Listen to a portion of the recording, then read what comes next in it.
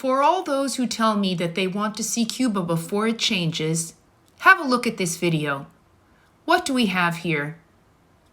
This is a raid on an artist's home, on Luis Manuel Otero Alcántara's home. The raid took place on April 17th.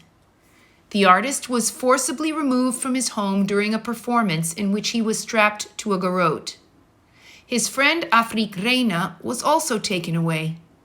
Both were held by police for hours.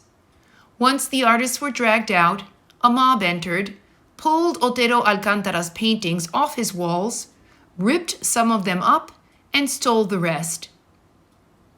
Supporters of the Cuban government claim that artists and activists who are critical of the regime are mercenary agitators being paid by the U.S. State Department. They want to suggest that there could be no legitimate reason to oppose the Cuban state, even though the Cuban government systematically harasses and jails its critics. The video you are watching was not paid for by the U.S. State Department. It was recorded by one of the artist's neighbors. The artworks that were destroyed were not paid for by the U.S. State Department either. I have some questions for the supporters of the Cuban government that argued that the U.S. trade embargo is the main cause of Cuba's difficulties.